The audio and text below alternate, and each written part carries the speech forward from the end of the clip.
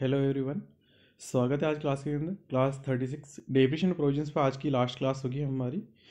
तो देखिए कुछ चीज़ें हैं, हम स्टडी करते हैं आगे। Electric power product units company, देखो इनके बारे में बताया गया, इनके ऊपर डेफिनेशन किस तरीके से एप्लीकेबल है, किस तरह से नहीं है। अधिकतर ये जो टॉपिक है बहुत सारे सिलेबस में नहीं होता है, बहुत सारे कॉम्पिटिशन एग्जाम में नहीं आता है, तो इतना इंपॉर्टेंट नहीं है ये। फिर भी देखो मैंने इसको यहाँ कंसिडर किया है। पहली बात तो ये कि पहले इलेक्ट्रिक पावर जो प्रोडक्ट यूनिट्स थी उनके अंदर केवल उन्हीं यूनिट्स को लिया जाता था, उन्हीं कंपनियों को लिया जाता था जो केवल पावर प्रोडक्शन में लगी हुई थी। मतलब इसमें तीन प्रकार की कंपनियाँ होती है। एक तो ये होती है जो पावर प्रोडक्शन करती है। पावर प्रोडक्शन करने के बाद में एक होती है जो उसको ट्रांसमिशन करती है, मतलब वो क्या बहुत हेवी वोट के अंदर बनता है, फिर उसको ना छोटे छोटे हेवी वोट्स में लाकर आपके डिस्ट्रिक्ट्स पर पहुंचा देती है या आपके तहसील लेवल पे पहुंचा देगी। उसके बाद में तीसरी जो कंपनी होती है वो वहाँ से उसको और ज़्यादा सब डिवाइडेशन कर देती है, उसका 33 kV के अंदर डिवाइडेशन कर देगी और वो वहाँ से उस इलेक्ट्रिसिटी को आपके घर घर डोर डोर तक पहुँचाती है। तो इस तरह से हम बोल सकते हैं ट्रांसमिशन और डिस्ट्रीब्यूशन दो अलग अलग कंपनियाँ और बाद में होती है फर्दर जो पावर प्रोडक्शन बनने के बाद में काम आती है। ट्रांसमिशन तो ये कि जितनी वाट में बनी उसे कुछ 11,000 के वाट के अंदर कर कर वो आपके तहसील पर या आपके ज़िले पर पहुंचा दिया जाएगा।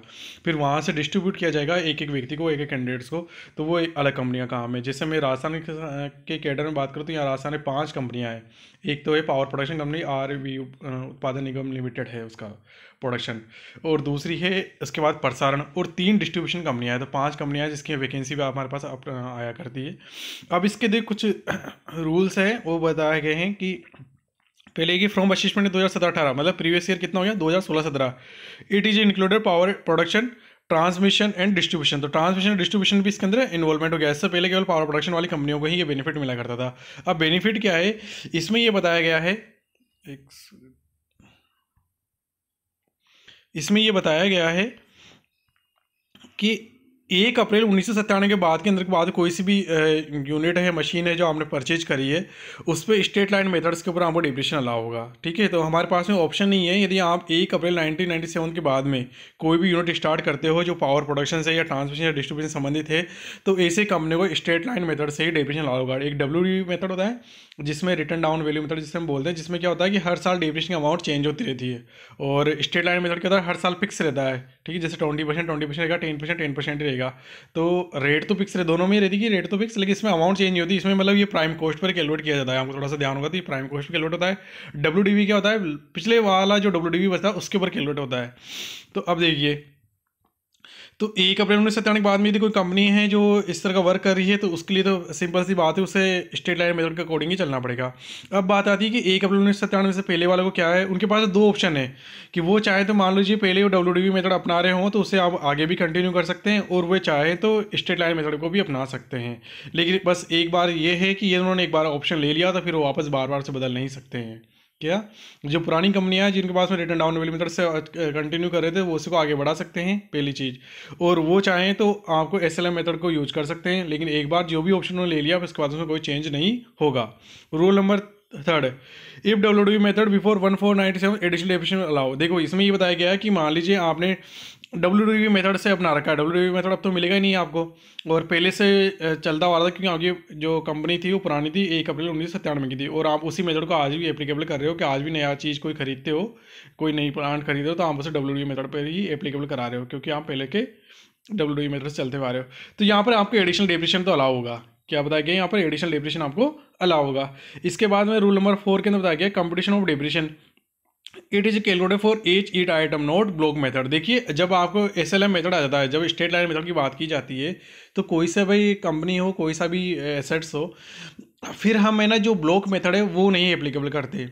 ब्लॉक मेथड में क्या था कि हम नहीं देख रहे कि कितनी हमारे पास मशीन है कितनी नहीं है, हम केवल वैल्यू पे ध्यान दे रहे थे कि इतनी वैल्यू बची है, प्लस की वैल्यू है, माइनस की वैल्यू है, नेगेटिव है, positive, short term capital gain है, क्या डिप्रेशन अलाउ होगा या नहीं होगा, इस तरह से हमने कंसिडर किया था। हमने यही देखा था कि सारी एसेट्स तो नहीं बेच दिए या फिर कुछ एसेट्स बेची, हमारे पास 2 ही कंडीशन हुआ करती थी। यहाँ पर ऐसा नहीं है। यहाँ पर जैसे मान लीजिए 10 मशीन है तो 10 अकाउंट होंगे, चाहे वो सारी एक जैसी हो। ठीक है, वहाँ पर क्या था, सारे जो एक जैसी मशीनें थी जिन पे एक ही रेट से डिप्रेशन अलाउ था, उनका एक ब्लॉक बना दिया कर दिया था, उस ब्लॉक के ऊपर डिप्रेशन अलाउ होता था। यहाँ पर ऐसा नहीं होगा। यहाँ पर तो क्या है जो भी मशीन है ABCD हर मशीन का अलग अलग अकाउंट होगा। तो इसमें सिंपल सी कैलकुलेशन करनी कि अब आप परचेज इसमें ऐड होएगा ही नहीं, क्योंकि ब्लॉक में तो क्या आप नई एसेट्स परचेज करोगे तो उसे ऐड करोगे। अब मान लो कोई नया परचेज करता है वो फिर एक नया अकाउंट खुल जाएगा उसका, वो इसमें ब्लॉक में ऐड नहीं होएगा। तो यहाँ ब्लॉक अकाउंट नहीं है, यहाँ पर क्या एसेट्स अकाउंट है, वहाँ पर क्या था ब्लॉक अकाउंट चलता था, और यहाँ क्या चलेगा पर्टिकुलर एसेट्स अकाउंट चलता है। तो यहाँ WDV माइनस सेल्स करेंगे, WDV माइनस सेल्स से अपन कंसिडर करेंगे कि हमारे पास में क्या होने वाला है, हमें प्रॉफिट है माइनस लॉस है, क्या होने वाला है। देखिए नॉर्मली परचेज क्यों वेट नहीं होगा, क्योंकि परचेज जैसे ही आप परचेज करोगे तो वो एक वापस एक नई अकाउंट खुल जाएगा। जैसे मान लीजिए नाम की हमने कोई मशीन खरीदी, नाम का एक अकाउंट खुल जाएगा, वो अलग हो जाएगा, वो इसमें ऐड नहीं होएगा। तो हमें क्या है, मशीन हमने जो हमने बेची है मान लीजिए, तो उसकी हम देखेंगे WDV माइनस सेल्स करेंगे, हमारा मेन फॉर्मूला यही बना हुआ है। तो देखिए WDV होती है भाई आज के टाइम में उसकी वैल्यूएशन क्या है, और सेल्स देखते हैं ये। मान लीजिए कि WDV बड़ी और सेल्स कम है तो हमें लॉस हो गया, जाहिर सी बात है। जैसे WDV मतलब आज के टाइम में हमारे वैल्यू, जैसे मान लीजिए आज के टाइम किसी मशीन की वैल्यू 10 लाख आ रही है और सेल हुई 9 लाख के अंदर, तो हमें 1 लाख का लॉस हो गया। तो WDV माइनस सेल्स होंगे। तो इस तरह से यदि कोई बैलेंस यहाँ पर बच रहा है तो उसे देखो, वहाँ पर जो पहले और जो ब्लॉक मेथड था वहाँ पर हम क्या शॉर्ट टर्म कैपिटल लॉस वगैरह लिखा करते थे, यहाँ पर ऐसा नहीं बोलेंगे, यहाँ पर इसे बोलेंगे टर्मिनल डेप्रिसिएशन। क्या बोलेंगे इसे, टर्मिनल डेप्रिसिएशन। यहाँ पर ये माना जाएगा कि हमारी रेट के अंदर कमी थी कि हमने कम डेप्रिसिएशन लगाया, तो अब जो डिफरेंस आ रहा है उसे हम डेप्रिसिएशन मान लेंगे, पूरा पूरा टर्मिनल डेप्रिसिएशन लेंगे। और उसे डेप्रिसिएशन कहाँ पर नोट करते हैं, P&L अकाउंट बोलते हैं या इनकम एक्सपेंडिचर अकाउंट बोलते हैं, वहाँ पर ले जाओगे आप उसे। तो सिंपल सी बात क्या है, WDV माइनस सेल्स करेंगे और प्लस का आंसर बच रहा है, मतलब आपको एक तरह से बोला कि लॉस हो रहा था वहाँ, तो उस लॉस को हम यहाँ पर क्या मानेंगे, टर्मिनल डेप्रिसिएशन मानेंगे। तो टर्मिनल डेप्रिसिएशन जब आपने मान लिया तो टर्मिनल डेप्रिसिएशन आपके कहाँ पर जाएगा, वो profit and loss expenditure account के अंदर जाएगा वो यहाँ पर, ठीक है। ये इसका रिकॉर्ड करने का तरीका है, ये लो है। वहाँ पर देखो इससे फ़र्क क्या पड़ता है, ये P&L अकाउंट चल गया, चलो ठीक है, ये आपका लॉस हो गया। वहाँ पर लॉस था तो वहाँ पर हम बोले शॉर्ट टर्म कैपिटल लॉस। तो ये क्या है, शॉर्ट टर्म क्या अलग हेड है इनकम टैक्स का, तो वहाँ पर अलग अलग रेट का बेनिफिट मिल जाएगा उसे। तो इस कारण उसे अलग रिकॉर्ड किया करते थे और यहाँ पर अलग रिकॉर्ड किया करेंगे। दोनों होने में लॉस, ये दोनों को दोनों ही अपन P&L account profit loss account के अंदर जाएंगे, लेकिन दोनों में डिफरेंस है। इसके ऊपर एप्लीकेबल की जो रेट है वो बदल जाएगी इनकम टैक्स अकॉर्डिंग, और इस पर रेट अलग रहेगी। इस कारण इसका रिकॉर्ड अलग अलग मेंटेन होगा, इसको एक जैसा नहीं मान सकते हम। टर्मिनल डेप्रिसिएशन यहाँ पर नाम देंगे, उसे कहाँ पर ले जाएंगे, P&L इनकम एक्सपेंडिचर अकाउंट लेकर जाएंगे। सेकंड में यहाँ पर बात करूँ कि अब आपके पास में एक कंडीशन हो सकती है कि सेल्स वैल्यू आपको ज़्यादा बिक जाए, उनकी WDV कम हो। फॉर एग्जाम्पल जैसे मैं आपको यहाँ पर एक एग्जाम्पल लिख रहा हूँ कि आपने कोई मशीन है वो परचेज करी थी, उसकी कॉस्ट थी 10 लाख। आज डेप्रिसिएशन लगाते लगाते लगाते लगाते उसकी WDV आ गई 3 लाख, बाकी हम 7 लाख का उसको डेप्रिसिएशन लगा चुके। अब आप उसको सेल कर रहे हो, ठीक है, सेल करिए आपने कितने में, 2 लाख के अंदर। तो आप WDV और इसी में कंपेयर करेंगे, 2 लाख में सेल कर दी तो 1 लाख आपका लॉस हो गया, 1 लाख का लॉस आप क्या मानोगे, टर्मिनल लॉस मानोगे, और वो आंसर होगा P&L एक्सपेंडिचर अकाउंट में चल जाया करेगा वो आपका। दूसरी बात ये हो गई आपके पास में कि आपने उसे सेल कर दिया 5 लाख पर, कितने लाख पर सेल कर दिया, 5 लाख पर। तो देखो WDV कितनी थी आपकी, 3 लाख, और सेल्स कितनी होगी, 5 लाख। तो आपके पास में क्या होगा, सर्टिफिकेशन क्या होगा कि सेल्स वैल्यू ज़्यादा बड़ी है WDV से, सेल्स और इन दोनों कंपेयर करें और WDV ये ज़्यादा बड़ी है। तो 5 लाख पर आपने सेल कर दिया, तो 5 लाख पे सेल कर दिया, हमको प्रॉफिट की बात होगी तो आप 5 लाख माइनस 3 लाख करेंगे तो मतलब या फिर WDV माइनस सेल्स करेंगे तो माइनस का 2 लाख का आंसर आएगा। जैसे मैंने बताया था कि यदि आपका माइनस का आंसर आता है तो आपके लिए प्रॉफिट की बात होती है। तो आप यहाँ पर आंसर किया जाए माइनस का 2 लाख का आंसर बच रहा है यहाँ पर WDV माइनस सेल्स फॉर्म लगाने पर। तो इसे बोलेंगे फिर रेवेन्यू प्रॉफिट, ये हमारा क्या हो गया, रेवेन्यू प्रॉफिट। इसे शॉर्ट टर्म कैपिटल गेन नहीं बोलेंगे, इसे रेवेन्यू प्रॉफिट बोलेंगे। बैलेंस चार्जिंग के नाम से भी जाना जाता है, उसे कहाँ ले जाएंगे, वही P&L या इनकम एक्सपेंडिचर अकाउंट के अंदर लेकर जाएंगे। तो इस तरह का प्रॉफिट के नाम बदल गए हैं यहाँ पर। प्रॉफिट का नाम बदलने का रीजन ये था कि यहाँ पर टैक्स के जो बेनिफिट्स है वो अलग अलग होंगे दोनों के लिए, इसलिए इनके नाम बदले गए हैं। तो इसे बैलेंसिंग चार्जिंग बोल दो या रेवेन्यू प्रॉफिट बोल दो। बैलेंस चार्जिंग ज़्यादा वर्ड यूज़ किया जाता है तो हम इसे बैलेंस चार्जिंग भी बोल सकते हैं। तो यहाँ पर क्या हुआ कि सेल्स वैल्यू आपकी ज़्यादा दी, यहाँ 5 लाख में बेचा, वैल्यूएशन कितनी है आज की तारीख में, आज की तारीख में उसकी वैल्यूएशन आपके पास में कम है। आज की तारीख में उसकी वैल्यूएशन है केवल 3 लाख की, और आप कितने में सेल कर रहे हो, उसे 5 लाख में सेल कर रहे हो, तो 2 लाख का आपका सीधा सीधा फायदा नजर आ रहा है। इसे बोलेंगे revenue profit, balance charging, P&L account से लेकर चल जाएंगे। तीसरी कंडीशन है क्या, ये बताया गया कि आपने जो चीज़ सेल कर रहे हो वो सेल वैल्यू आपकी कॉस्ट से भी ज़्यादा निकल जाए और WDV से ज़्यादा ऑटोमेटिक होगी ही होगी। जैसे कैसे, यहाँ पर 10 लाख की कोई कॉस्ट उसकी ओरिजिनल, आज उसका डेप्रिसिएशन लगाते उसकी वैल्यूएशन कितनी होगी, 3 लाख की। अब आपने इसे सेल कर दिया 11 लाख में, कितने में, 11 लाख में। बहुत कम प्रैक्टिकली ऐसी पॉसिबिलिटी बनती है कि आप इतनी महंगी किसी चीज़ को बेच दो, क्योंकि पुराने होने के बाद में उसकी वैल्यूशन कम ही होती है मशीन में, तो खास तौर से तो ऐसा कभी होता ही नहीं कि इतनी महंगी बिक जाए। फिर भी लिखा गया है यहाँ पर कि 10 लाख के अंदर ली गई थी और फिर 3 लाख इसकी वैल्यूशन रह गई और आज उसको हम 11 लाख में सेल आउट कर रहे हो। ठीक है, सब हम 11 लाख में से सेल आउट करना चाह रहे हैं, 11 लाख में से सेल कर देंगे। अब देखिए इसमें आपका क्या आंसर बनने वाला है। यहाँ पर हमने सबसे पहले देखा कि सेल्स वैल्यू डब्ल्यूडीवी से ज़्यादा है तो हमें प्रॉफिट तो हो रहा है, लेकिन हम इसमें एक चीज़ और नोट करेंगे। हर एग्जाम्पल में करना, मैंने पीछे वाले में तो अमाउंट इस पर कर लिया था कि हमने वहाँ टेस्ट नहीं किया था, वहाँ तो अमाउंट यहाँ 5 लाख थी, लेकिन यहाँ तो आपको करना ही करना पड़ेगा। क्या करना पड़ेगा कि ये अमाउंट हम इससे देखेंगे कि कहीं कॉस्ट से ज़्यादा तो नहीं है, तो हम देख रहे हैं अमाउंट कॉस्ट से भी ज़्यादा है। तो आप क्या करोगे, इसकी तरह देखो सेल्स, कॉस्ट और डब्ल्यूडीवी, तो हम देखेंगे कि यहाँ जो अमाउंट ज़्यादा है, जो अमाउंट कॉस्ट से भी ज़्यादा है, कॉस्ट से ज़्यादा सेल्स और कॉस्ट का डिफरेंस यहाँ इस एग्जाम्पल की तरह 1 ले, ठीक है 1 लेकर आए, ये तो कहलाएगा आपका कैपिटल गेन। देखो ये क्या कहलाएगा आपका कैपिटल गेन। ये short term long term according अपने अकॉर्डिंग हो सकता है, ये भाई कितने ईयर तक आपने मशीन रखी उसके अकॉर्डिंग हो सकता है ये 1 लाख। और जो डब्ल्यूडीवी और कॉस्ट का जो डिफरेंस है, जो इन दोनों का डिफरेंस है, जो डब्ल्यूडीवी और कॉस्ट का डिफरेंस है वो आ रहा है, जैसे अपने यहाँ पर 7 लाख आ रहा है, तो 7 लाख आपके पास में जाएगा बैलेंस चार्जिंग रेवेन्यू प्रॉफिट के अंदर जाएगा वो आपका। देखिए टोटल आप यहाँ से यहाँ कंपेयर करेंगे डब्ल्यूडीवी माइनस सेल्स, भाई यहाँ आपकी नज़रों में आज कीमत कितनी है उसकी 7 लाख, 7 और 11 पे आप सेल कर रहे हो, तो आपको डिफरेंस नजर आ गया 8 लाख, तो 8 लाख का आपका प्रॉफिट है। अब 8 लाख का प्रॉफिट आपको ये है, तो इसको अंदर ही आपको ये निकालना है कि इसमें कैपिटल नेचर का कितना है और बैलेंस चार्जिंग रेवेन्यू नेचर का कितना है। तो कैपिटल नेचर का पता लगाना कैसे पता लगाएंगे, यदि जो सेल्स से कॉस्ट से भी ज़्यादा है आपकी, जैसे यहाँ 10 लाख कॉस्ट थी, कॉस्ट से भी ज़्यादा है सेल्स, वो कितनी 1 लाख, तो 1 लाख तो इसके अंदर कहाँ चल गया कैपिटल के अंदर, बाकी 7 लाख बचा वो कहाँ चल गया आपका रेवेन्यू के अंदर चल गया। तो यहाँ पर फॉर्मूला इसी अकॉर्डिंग बनाया हुआ है इसका, क्या sales greater than cost greater than WDV, ये आपका इस तरीके से फॉर्मूला बनाया गया है। तो इसी से हम कंपेयर करेंगे, सेल्स माइनस कॉस्ट में कैपिटल गेन में चल जाएगा, कॉस्ट में डब्ल्यूडीवी रेवेन्यू प्रॉफिट में चल जाएगा। अब इसके बाद में हम आगे चलते हैं यदि कोई एसेट जिस वर्ष में खरीदी और उसी वर्ष में सेल्स कर दी जाए तो डेप्रिसिएशन अलाउ नहीं होगा।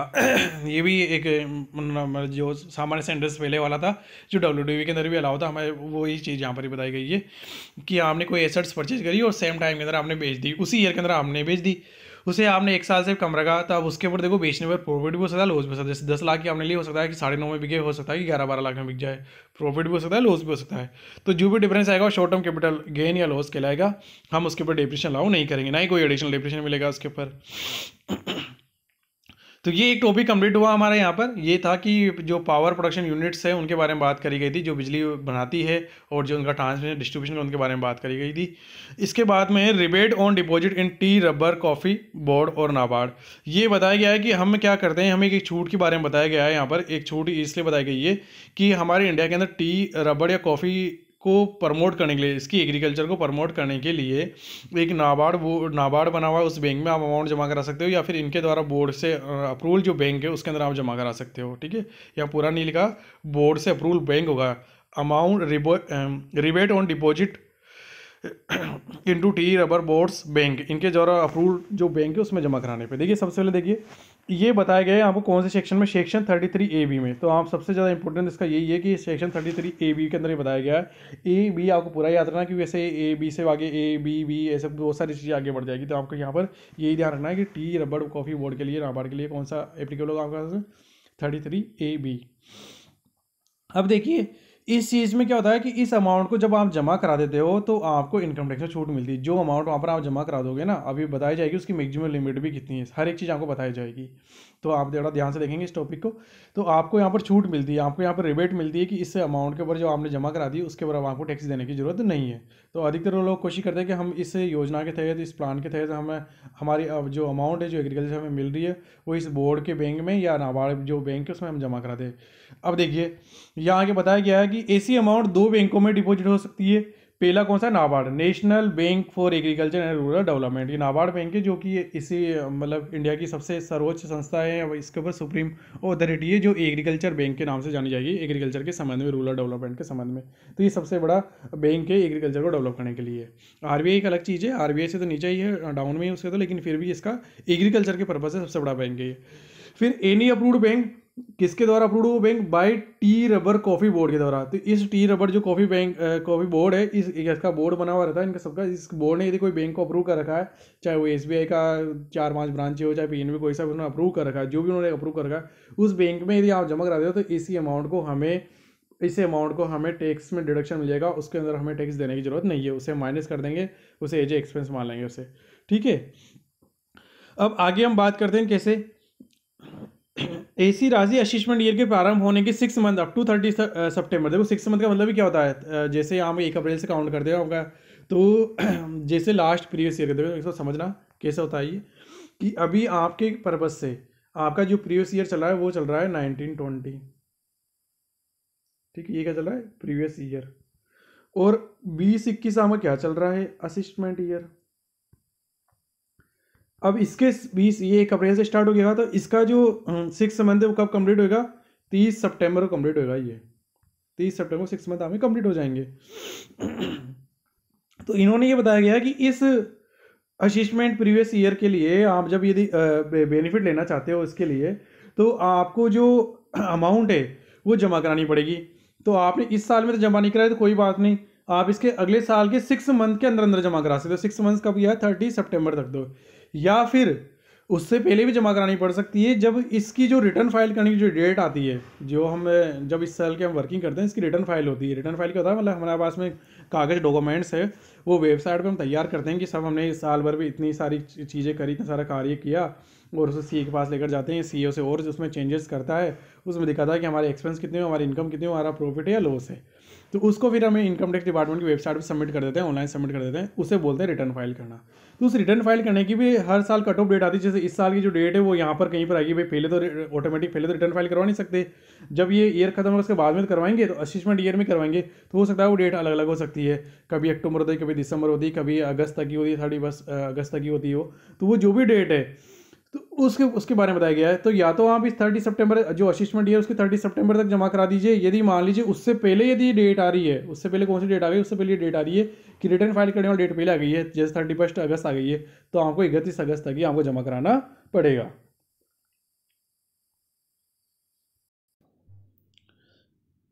आइए चलो वापस चलते हैं। क्या मैंने क्या बताया था यहाँ पर कि असिस्टमेंट ईयर प्रारंभ होने 6 मंथ के अंदर, मतलब जिस प्रीवियस ईयर के लिए आप करना चाहते हो सेविंग, तो अगले वाला जो ईयर आएगा नेक्स्ट ईयर आपका असिस्टमेंट ईयर ही होता है उस साल का, तो उसके 6 मतलब 30 सितंबर तक आप जमा करा दीजिए, या फिर last date of return filing, जो भी लास्ट डेट है रिटर्न फाइलिंग रखी गई है, दोनों में से जो भी पहले आ रही हो उससे पहले पहले जमा करा दीजिए आप। ठीक है, मतलब मैक्सिमम आपको 6 मंथ मिले हुए हैं, और यदि रिटर्न फाइलिंग डेट उससे पहले भी आ गई है, 6 मंथ से पहले आ गई है वो, तो फिर आपको उससे पहले ही जमा कराना पड़ेगा। उपरोक्त जमा खाते दोनों राशि का प्रयोग निम्न कार्यों में कर सकते हैं। देखिए इसमें ये और चीज़ बताइए, क्या हम इसको जमा कराने के बाद उसका भूल जाएं? वो हमारी इनकम नहीं थी, नहीं वो आपकी इनकम थी तो उसे यूज भी कर सकते हैं हम हमारे किसी काम के अंदर। भाई हम जमा ही करा दे फिर तो मतलब ही क्या रहेगा, फिर उसका कैश भी हम उसका बेनिफिट तो ले ही नहीं पाएंगे। तो आप इसको राशि को निकाल सकते हो, उसको यूज कर सकते हो, लेकिन आप इन कार्यों में यदि यूज करते हो तो फिर बाद में आपको ना टैक्स की रिबेट वैसी की वैसी बनी हुई रहेगी, आपको दोबारा टैक्स भरने की जरूरत नहीं, जो छूट आपने ले ली वैसा वैसा बना रहेगा। क्या इसमें आगे के 2 से 6 होते एक जैसे हैं, और ये स्टार्टिंग का जो एक है वो एक अलग है थोड़ा सा। क्या चाय कॉफ़ी रबड़ उद्योग के लिए बनाई गई योजना में विकास के लिए। तो देखिए आपको क्या पता है, क्या आपका जो चाय कॉफ़ी रबड़ जो इंडस्ट्रीज़ है उसके लिए कोई भी प्लान इसी बना रखा है, कोई भी डेवलपमेंट करने के लिए, भाई हमारा इससे इम्प्रूवमेंट हो, तो इसी तरह कोई भी प्लानिंग आपने कर रखी है, उस ये प्लान कौन करता है? आपका जो बोर्ड है अधिकतर, या फिर वहाँ की जो कमेटी यूनिट्स से बनी हुई रहती है वो करती है। वो मेंबर्स उसमें कुछ पर्टिकुलर पर्सन मेंबर्स होते हैं, जो आपके किसान भी होते हैं उसमें मेंबर्स होते हैं, गवर्नमेंट के एम्प्लॉय भी होते हैं, बाहर के व्यक्ति भी होते हैं। तो इस तरीके से वो लोग प्लान कर देते हैं, भाई इन कार्यों से हमारे पास में वो नोटिफिकेशन निकाल देते हैं, इन कार्यों से हमारे पास में इंप्रूवमेंट होगा, इससे डेवलपमेंट होगा। तो उन कार्यों के लिए यदि आप यूज़ करें उस पैसे को, तो आपको छूट वैसी वैसी बनी रहेगी, आपको ये नहीं माना जाएगा जो आपने ले ली वैसे का छूट बनी हुई रहेगी, उस पैसे को आप निकाल कर काम ले सकते हो। या फिर ऐसा हो गया कि व्यवसाय बंद हो गया हो, आपका जो बिजनेस कर रहे थे आप रबर, ऐसा जो चाय कॉफ़ी रबर है ना, ये एग्रीकल्चर ही है, लेकिन इसे बिजनेस इसलिए मान लिया जाता है इसे, इसके अंदर दोनों प्रकार की इनकम होती है। मैंने स्टार्टिंग क्लासेस में बताया था, चाय कॉफ़ी रबर के अंदर इन दोनों प्रकार की इनकम होती है, इसमें बिजनेस इनकम भी होती है इसके अंदर, और इसके अंदर एग्रीकल्चर इनकम भी होती है। अब ऐसा क्यों होता है? ऐसा इसलिए होता है कि चाय को आगे प्रोसीडिंग्स करनी पड़ती, कॉफ़ी को रबड़ को, इनको इन तीनों को ही आगे प्रोसीडिंग्स करनी पड़ती, इसके अंदर बिजनेस की एक्टिविटीज ऐड करनी पड़ती, तब जाकर ये सेल कर सकते हैं हम इसे। तो इस कारण इनको ना बिजनेस भी माना गया था। तो अब इसमें बिजनेस की रेट दी गई थी, आपको याद हो 25%, 35%, 40%। CRT का मैंने रूल बताया था, मैं अभी आगे और वापस से रिपीट करूँगा। तो उस अकॉर्डिंग बिजनेस इनकम मानी जाती है, बाकी जो सारा बैलेंस है वो सब आपको एग्रीकल्चर इनकम मानी जाएगी। अब आप किसी कारण से आपका बिजनेस बंद हो गया है, व्यवसाय बंद हो गया है, इस तरह का जो आप काम करते चाहे कॉफ़ी रबर का, वो बंद हो गया है आपका, तो ठीक है, फिर आपको जो अमाउंट है वो आप काम में ले सकते हो, क्योंकि अब आपने बिजनेस ही बंद कर दिया, तब फाइनली अब तो आपको अमाउंट निकालनी ही पड़ेगी। SSC एक्सपायर हो गया है, एक्सपायर हो गया तो भी अपना बिजनेस बंद हो जाएगा, इस कारण भी आप करना। HUF के अंदर आप वर्क कर रहे थे, अब उसका डिवाइडेशन हो गया, तो HUF से खत्म होकर अब दूसरी इंडिविजुअल घर बन गए हैं आपको, तो वहाँ से भी HUF का डिवाइडेशन हो चुका है, मतलब एक तरह से वो भी खत्म हो चुका है। तो कैसा कोई सा भी रीजन जिससे कि आपका जो बिजनेस ऑर्गेनाइजेशन तो खत्म हो रहा है, जैसे आप व्यवसाय बंद हो गया था, व्यक्तिगत व्यवसाय थे, मृत्यु हो गई है, HUF का विभाजन हो गया है, फर्म का विघटन हो गया है, डिस्क्लोजर हो गया है, और कंपनी का समापन हो गया है, तो कोई भी चीज़ है जो इसके कारण आपका समापन विघटन हो गया है, तो इसके कारण आपका बिजनेस आगे नहीं रन कर पाओगे। तो इस कारण आपको जो पूरी अमाउंट है वो आप निकाल लोगे, निकाल कर उससे आप पार्टनर से बांट लोगे, आप उसके जो मृत्यु हो गई है तो उसके परिजन ले लेंगे, कंपनी हुई है तो शेयर होल्डर से ले लेंगे। तो उस केस के अंदर अब आपको जो छूट जो पहले मिली वैसी वैसी बनी हुई रहेगी।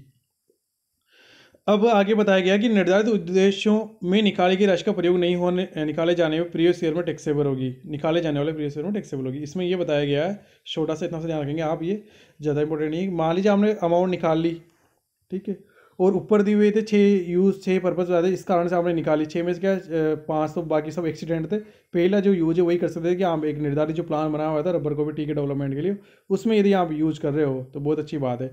उसके अलावा आप किसी और यूज कर लेते हो तो सारे यूज आपके निजी यूज माने जाएंगे, और ऐसा यूज आप कर लेते हो तो आपको ये मान लिया जाएगा कि आपको जो टैक्स बेनिफिट पहले लिया था ना आपने, अब जिस ईयर में आपने निकाल ली, जिस ईयर में आपने निकाल ली ना, उस ईयर के अंदर ही प्रीवियस ईयर के अंदर वो टैक्सेबल हो जाएगी।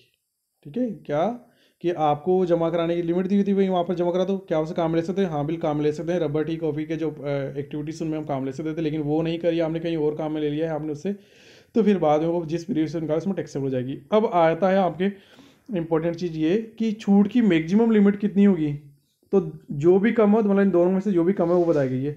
एचुअल अमाउंट ऑफ डिपॉजिट, पहला हमेशा कॉलम ये बताया कि एचुअल अमाउंट आपने जो डिपॉजिट करी है, या फिर ऐसा डिडक्शन लेने से पहले लाभों का 40%, जो आप बिजनेस अकाउंट्स आपके बनाएंगे, आप रबर कॉफ़ी टी का जब एग्रीकल्चर वगैरह कर रहे थे वहाँ से आप प्रॉफिट निकालने की कोशिश करेंगे, तो ऐसा डिडक्शन मतलब ये जो डिडक्शन है ना अभी 40% वाला जो हमें मिलेगा फ्यूचर में अब मिलेगा, उसको तो अभी भूल जाइए, अभी तो दिया ही नहीं है वो। तो इसको करने से पहले के जो लाभ प्रॉफिट आ रहे हैं इससे जो अभी तक जो इसको एडजस्टमेंट करने से पहले जो भी प्रॉफिट आ रहे हैं उस प्रॉफिट का 40%, तो मैक्सिमम कितना हो सकता है? मैक्सिमम आप 40% जमा करा सकते हो, और या फिर मान लो उससे भी कम जमा कराइए तो वो भी जो भी दोनों से जो भी कम है उसकी आपको छूट मिल जाएगी, बस मैक्सिमम है प्रॉफिट का 40%। ये मैं आपको बता रहा था कि CRT, सी से मतलब कॉफ़ी, आर से मतलब रबर, टी से मतलब टी चाय, ठीक है। तो CRT का रूल मैंने आपको बताया था कि CRT में जैसे ये अल्फ़ाबेटिकली आते हैं, सी पहले फिर आर पहले फिर बाद टी आता है, तो इससे भी आप इसे ऐसे याद करें 25, 35, 40%, ये सारी इनकम क्या मानी जाएगी? बिजनेस इनकम मानी जाएगी। अब इसका 75% इनकम क्या मानी जाएगी? वो मानी जाएगी आपकी एग्रीकल्चर इनकम। इसका 65 एग्रीकल्चर इनकम मानी जाएगी, इसका 60% एग्रीकल्चर इनकम मानी जाएगी। आपको क्या ध्यान रखना है? सिंपल से एक ही चीज़ याद करनी है आपको, CRT, सी पहले आता है फिर आर आएगा फिर टी आएगा, सी से मतलब कॉफ़ी, आर से मतलब रबर, टी से मतलब टी चाय। 25%, 35%, 40% ये सब के सब क्या माने जाएंगे आपके बिजनेस इनकम। पहले डिडक्शन को एडजस्टमेंट होगा, उसके बाद में एग्रीकल्चर इनकम का ये एक रूल्स बताया गया है यहाँ पर अलग से। क्या बताया गया है आपको कि सबसे पहले तो क्या करा है कि आपको जो डिडक्शन जो भी मिल सकता है, जैसे आपने 30 यहाँ पर 40% की लिमिट थी ना, या फिर आपने इससे कम अमाउंट जमा कराई है, तो उसको हम पहले माइनस करेंगे। उसको माइनस करने के बाद जो वैल्यू बचेगी उसका हम डिवाइडेशन करेंगे कि हमारे पास में 25% उसकी बिजनेस इनकम है तो इसके ऊपर टैक्स भरिए, और 75% हमारी एग्रीकल्चर इनकम, उसके ऊपर आपको कोई टैक्स नहीं पड़ना है। तो ये जो डिवाइडेशन वाली जो बात आती है कि बिजनेस इनकम कितनी है और एग्रीकल्चर इनकम कितनी, ये सबसे लास्ट में की जाएगी। CA ऑडिट कंपलसरी है डिडक्शंस के लिए, तो CA ऑडिट कराना आपके लिए कंपलसरी है। तो एक चीज़ ये हो गई भाई, CA से ऑडिट आपकी कंपलसरी है ये डिडक्शन लेने के लिए। अब आगे बताया गया खातों से निकाली राशि से एसेट्स खरीदने पर उसे 8 वर्ष तक ट्रांसफ़र नहीं कर सकते हैं। यदि मान लीजिए जैसे आपने ऊपर पर्टिकुलर प्लान के अकॉर्डिंग आपको अलाउ था कि आप रबर टी कॉफ़ी के प्रोसीडिंग करने के लिए कुछ एक नई मशीन आ गई है और उसे आप परचेज करना चाहते हो, और उस प्लान के तहत वो अलाउ भी थी कि आपने वो एसेट्स आप खरीद सकते हो, आपने खरीद ली।